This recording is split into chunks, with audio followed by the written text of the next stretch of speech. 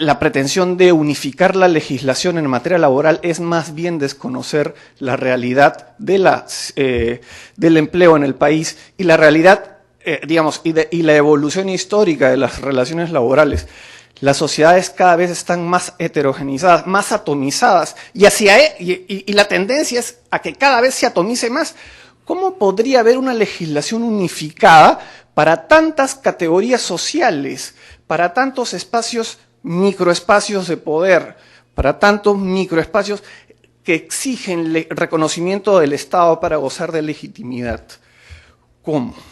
Por eso van más de 6 años y el consenso no llega, y probablemente no llegará.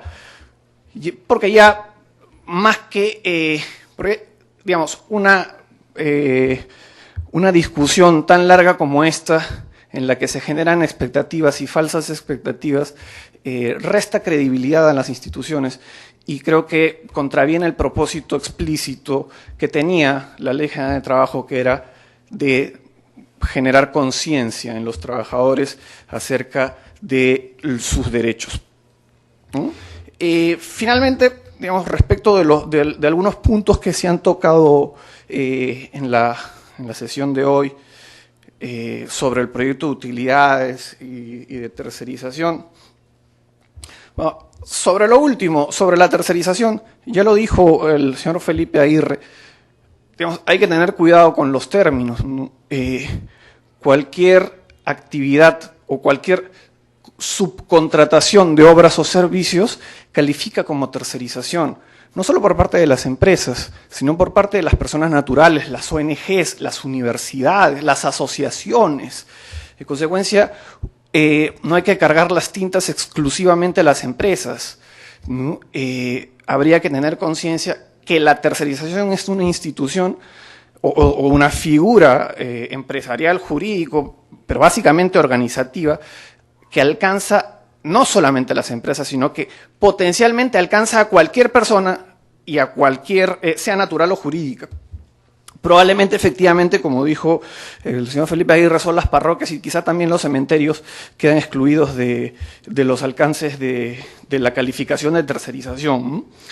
Entonces, se crea además en este proyecto un registro de contratistas. O sea, esa es,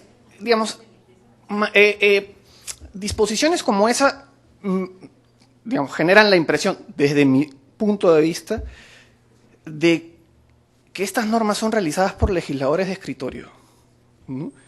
Que más bien apuntan hacia buenos deseos antes que a regular las instituciones tal como son o tal como deben ser. Si toda empresa y toda persona es susceptible de prestar un servicio de tercerización, porque es susceptible de ser subcontratado, ¿no? Para obras o servicios, lo que pretendería este proyecto de ley de tercerización es replicar los registros públicos, o particularmente el registro público de personas jurídicas de Lima y de todas las regiones, ¿no? En el Ministerio de Trabajo. Gran aporte, ¿no? Para eso se destina el gasto público, para discutir y replicar instituciones que carecen de todo sentido. La solidaridad. Uno puede discutir y uno puede efectivamente reconocer la existencia de situaciones abusivas en en las relaciones triangulares en prestaciones de servicios. Pero también cabe preguntarse si el problema no es más de control que de la configuración de esos propios tópicos jurídicos. Porque si uno asume que la tercerización supone la subcontratación de una parte de la actividad productiva de una empresa para que quede a cargo en forma con autonomía técnica, financiera, con sus propios recursos, con sus propios materiales y con su propio personal, a cargo de un tercero, ¿cómo es posible que haya solidaridad si la empresa llamada principal, ¿no? Por el proyecto de ley, no tiene ningún tipo de injerencia, por lo menos formalmente, sobre la modalidad de pago de las remuneraciones y de los beneficios laborales que correspondan a los trabajadores de la empresa contratista. O sea, imponer la solidaridad supone per se desnaturalizar la figura de la tercerización, porque se elimina toda autonomía. La empresa, entre comillas, principal, tiene y va, de aprobarse esta norma, a intervenir en la forma en la que se presta el servicio por parte del contratista. Y entonces, más bien, la confusión no es la que se genera actualmente, sino la que se va a generar.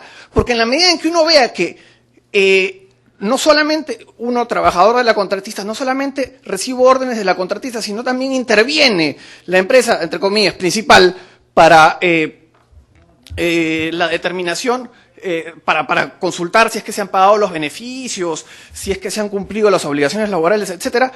Eso genera incertidumbre hacia el trabajador respecto de la identidad de su verdadero empleador, ¿no? Doctor Serván, estamos sí. con el tiempo. Y bueno, finalmente, sobre el régimen de utilidades, efectivamente, como se ha señalado, la diversificación de los porcentajes creo que carece de toda justificación.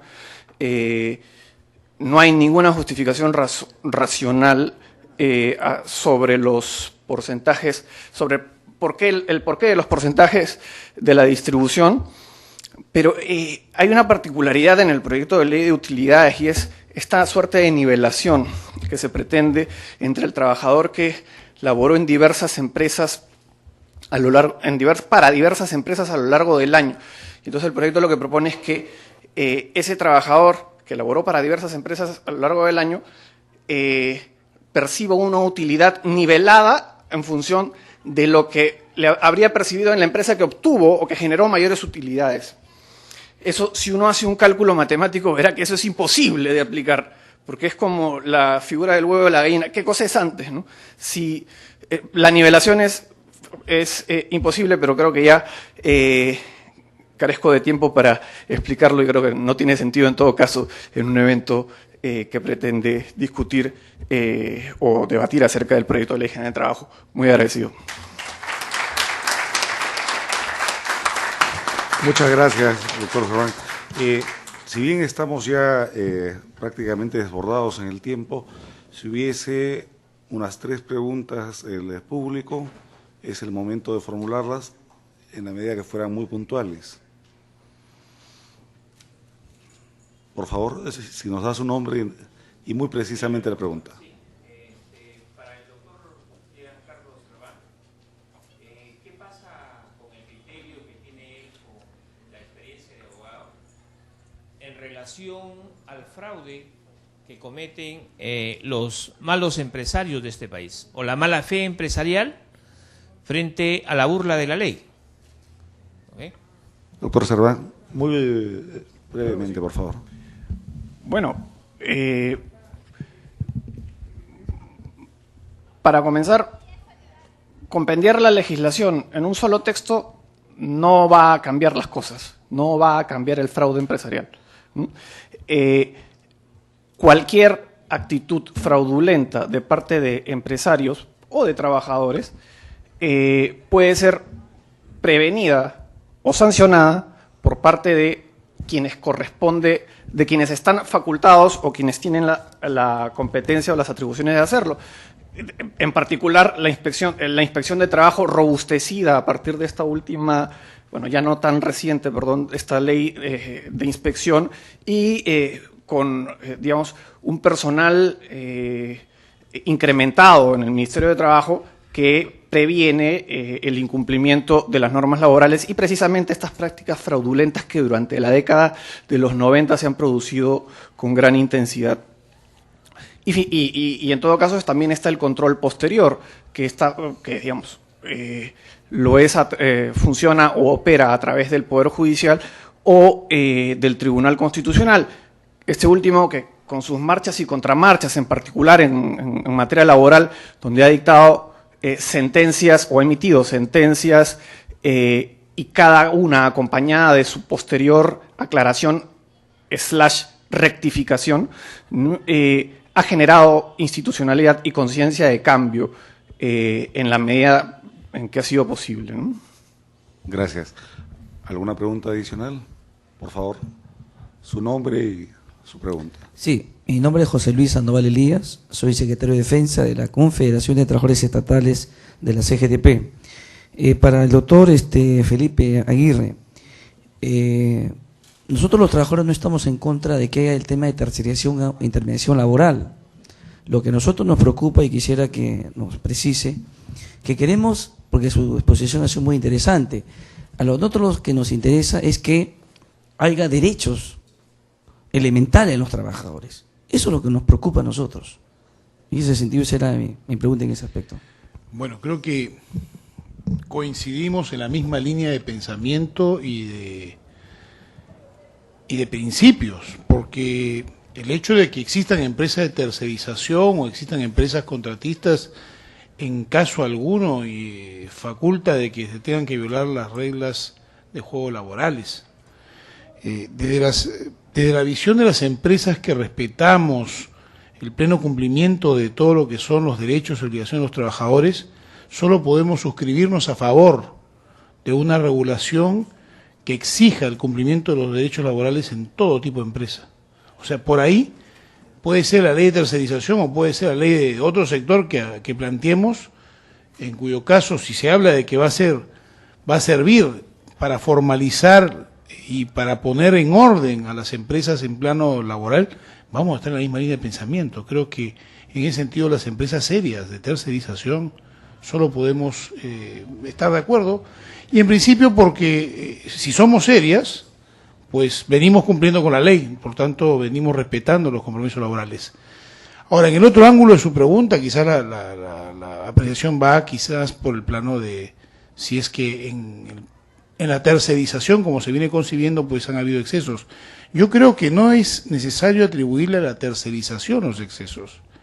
Los excesos en incumplimiento de normas laborales no son un atributo o un corsé de las empresas de tercerización. Yo diría que es un atributo, lamentablemente, de la comunidad empresarial en general. O sea, no es solamente atribuible a empresas de tercerización. Existen empresas que no son de tercerización e incumplen las reglas laborales. Entonces creo que ponerles clichés que porque son de tercerización han incumplido y los que no se reportan bien, creo que no sería muy adecuado. Pero coincido en la línea de pensamiento con usted y todo aquel que quiera respetar los derechos laborales hay que dar un paso adelante. Muy bien. Una última pregunta. Solamente quería decir, mi nombre es Julio Echevarría, mi pregunta era sobre el famoso outsourcing. ¿A quién dirige su pregunta? Al doctor del estudio Rodríguez Elías. Rodrigo. El outsourcing tan usado por compañías multinacionales, que ya lo mencionó el profesor de Derecho de aquí de esta universidad, es usado ante esta arrolladora globalización que se está presentando en el mundo, donde las grandes compañías multinacionales buscan especialistas y se van donde haya mejor capacitación y menor costo, obviamente. Entonces la preocupación vendría no tanto por ciertas rigideces que tendría que establecerse, sino tratar de que el Estado y las mismas empresas capaciten a sus trabajadores para que puedan ser competitivas a nivel mundial. Ya estamos observando que México está perdiendo inversión ante China y China está perdiendo inversión ante Vietnam, que están muy preocupadas en esta capacitación de su fuerza laboral. Gracias. Un comentario brevísimo. No veo una pregunta propiamente. Sí, bueno, muchas gracias por la pregunta. Efectivamente, la figura de outsourcing, que supone la escisión abstracta de una parte de la actividad productiva de la empresa para que sea realizada de forma autónoma por un tercero, tiene justificación en la medida en que cada vez más las actividades industriales son, porque finalmente el outsourcing se aplica a las industrias, ¿no? Las actividades industriales cada vez requieren de mayor especialización y de mayor capacitación o mejor capacitación en atención a los avances tecnológicos para que sean competitivas, no solo a nivel nacional, sino a nivel internacional, que finalmente los niveles ya terminan siendo lo mismo, ¿no? En una sociedad globalizada como esta. Y efectivamente, el problema no está en la figura de la tercerización, el problema está en cómo hacemos respetar los derechos laborales, hayan o no empresas que presten servicios de outsourcing, ¿no? Porque, digamos, la subcontratación de servicios siempre ha existido, probablemente con mayor intensidad, lo hayamos verificado en los últimos años, pero siempre ha existido. Y el problema está en que, como somos un país con un nivel de pobreza bastante elevado, con un nivel de informalidad dramático, entonces sí se busca a través de mecanismos como las utilidades o la solidaridad en el pago de los beneficios, tratar de paliar las insuficiencias que el propio mercado otorga o, digamos, ofrece a los trabajadores. En otros países, por ejemplo, no existe una distribución de utilidades como la que existe en el Perú. En otros países se pagan 2 sueldos al año o un sueldo al año o una remuneración mínima mensual o 2 remuneraciones mínimas mensuales al año.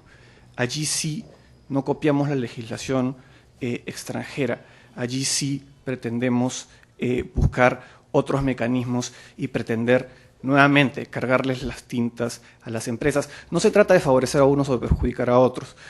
Los trabajadores deben tener el máximo respeto y para eso deben dirigirse a las instituciones. Pero el problema no está tanto o no debería estar tanto en la ley ni en los buenos deseos, sino en el control efectivo, que creo aún es insuficiente en nuestro país. Gracias, doctor Serván. El señor Gorriti nos ha pedido una observación, un comentario final, brevísimo, por favor, para proceder ya al cierre de esta sesión. Bueno, disculpen ustedes, pero ante la intervención brillante y provocadora a la vez del doctor Serván, no me puedo quedar callado porque dicen que el que calla otorga. Voy a tratar de ser lo más sencillo, porque en primer lugar las leyes se hacen para regular, ¿no es cierto?, la actividad dentro de la sociedad. Y se hicieron porque había, pues antes de que hubieran leyes y que hubieran estados, era la ley de la selva, todos contra todos. Entonces, para eso se hacen las leyes. Entonces, no es que en ninguna parte sobren leyes, que no se aplican o que en el Perú se hacen y se deshacen, esa es otra cosa. Pero las leyes son convenientes, sí son convenientes, pero son convenientes si son buenas. Si son malas, en lugar de servir, es más, ni a los propios empresarios les sirve una ley mala. ¿Por qué? Porque lo único que hace es mantener este tipo de sociedad que tenemos nosotros. ¿O es que nos gusta ver todo lo que está pasando en Moquegua y que en cada rato hayan cosas acá y que muera gente? No. Si tuviéramos nosotros leyes que en primer lugar haga que la gente pague los impuestos que debe pagar, todos, en la cantidad que deben pagar, que haya una real redistribución de los ingresos y de la riqueza, nuestro país sería muy distinto. Y una prueba de ello es, por ejemplo, la desestructuración social que hay en América. Y mayormente se ha dado en los países sudamericanos por falta de Estado. Y, por ejemplo, cómo se genera la Europa social, casualmente por una fuerte presencia del Estado después de la guerra, después de la Segunda Guerra Mundial.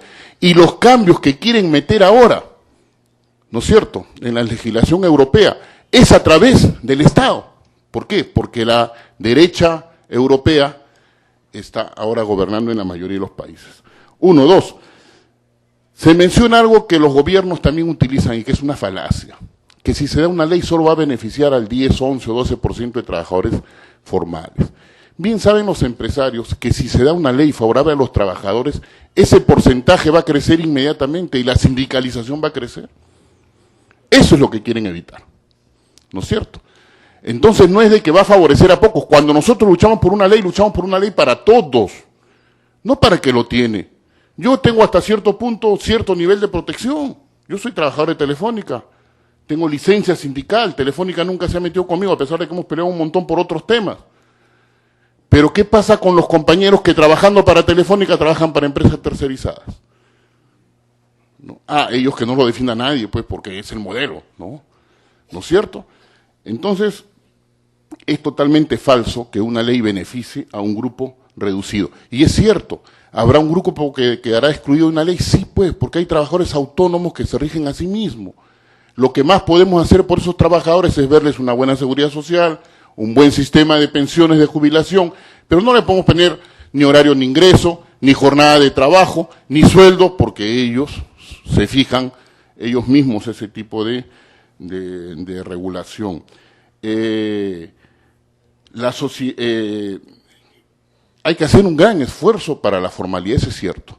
Pero miren, en el propio Ministerio de Trabajo se ha demostrado que el tema de los derechos laborales no tiene gran incidencia en la formalización, que más incidencia tiene el tema de las tributaciones, el tema de las compras al extranjero, el tema de la competencia desleal, el tema de la formación, el tema de la búsqueda de los famosos clústeres, de las cadenas de producción, que el Estado debería proveerle a las micro y pequeñas empresas y que no lo hace.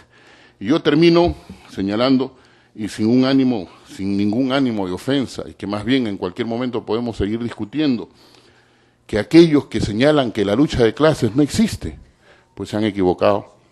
Y el doctor lo acaba de demostrar, porque ha hecho una defensa sumamente cerrada de clase. Yo lo felicito, porque ha adoptado su posición de clase y hace una defensa cerrada. Nosotros la hacemos de nuestro punto de vista. Muchas gracias. Gracias, señor Borriti. Yo les voy a invocar a que el debate, la polémica que ya se ha perfilado, se continúe, pero se continúe un momento más tarde con el pisco de honor, que además seguramente los va a alentar, pero desde el punto de vista de Cátedra Perú y de la Universidad de San Martín de Porres, nos complace alentar precisamente el debate, no solamente interdisciplinario, sino plural, no partidarizado. Además, es muy importante el respeto que se ha observado en esta sesión.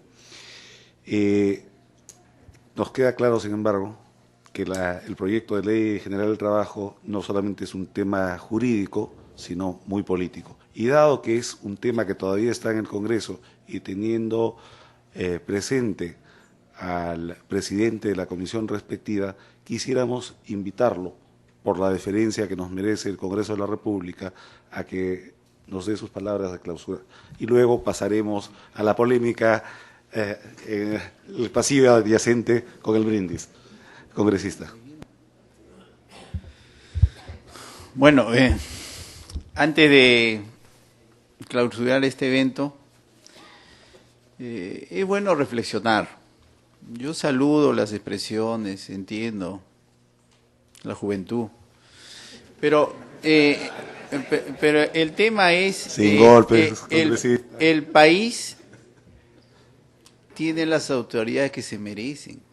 El Congreso es un Congreso fraccionado, por eso que los partidos políticos están debilitados y este es el resultado. No solo la Ley General de Trabajo debería de aprobarse, tenemos la Ley de Aguas, la Ley de Tierras, leyes trascendentales para el país no se aprueban. ¿Por qué? Porque las elecciones de los representantes vía elección popular es así. Hay representantes que vienen pues con una tendencia y es fragmentado. Y hay leyes orgánicas que necesitamos 61 votos. Y no se puede. Muestra yo que se quería hacer las reformas constitucionales que necesitan las 2/3 partes de votos. No se puede. Ojalá que en el futuro exista en el país solo 2 o 3 partidos fuertes, que con eso el que gana hace mayoría y ordena lo que realmente debe hacerse. Pero tal como estamos, los consensos se hacen difícil. Pero lo que es bueno precisar, la Ley General del Trabajo, no hay que quitarle el mérito cómo se ha trabajado en el Consejo Nacional del Trabajo. Ahí quienes representa, está el empresariado, los trabajadores y alguien que regula, el Estado. Yo no puedo echar por tierra todo lo que ha contribuido el empresariado en esa tarea. El congresista no tiene iniciativa para presentar proyectos que generen gasto. Y este proyecto viene del Ejecutivo. Ahí quisiera que las cosas queden claras. Pero nosotros como legisladores que venimos de muchos lugares y conocemos la realidad del país, no somos de escritorio. Yo soy un pequeño empresario. He generado trabajadores y a veces no he podido, a veces cumplir con mis obligaciones porque hay sobrecostos fiscales. ¿Y eso es responsabilidad de quién? Del Ejecutivo. ¿Y quién debe de normar en eso? ¿De quién debe venir esa iniciativa? ¿Del congresista? No. Si yo presento, me dice, usted está prohibido presentar proyectos que generen gasto. Debe venir del Ejecutivo. Y aparte, nos han quitado muchas facultades al congresista. Entonces, por lo tanto, es bueno ir ordenándonos y queremos contribuir. Yo camino en el país y veo que el tema laboral está altamente fragilizado. Hay gente que tiene que trabajar, es una invocación al empresariado. Yo represento en ICA, donde dice que el boom agroexportador ha crecido. Sí ha crecido, pero con una generación de puestos altamente precarizados. Yo veo que gente sale de la mañana, el padre y madre, hasta altas horas de la noche, y los hijos están abandonados en albergues. ¿Eso puede ser un futuro, digo, permanente en el país? No. Si el empresario ha mejorado, ¿por qué no podemos mejorar al trabajador? Si el Estado tiene que poner su cuota, tiene que hacerlo. De repente la formalización, ¿cuánto cuesta? ¿50, 60%? Me parece caro. Ahora hay que sincerarlo. En esa tarea estamos nosotros en el Congreso de la República. Por eso, doctor, bueno, ya con el pisco sour seguiremos conversando. Pero yo agradezco esta invitación y doy por clausurado este evento. Muchas gracias.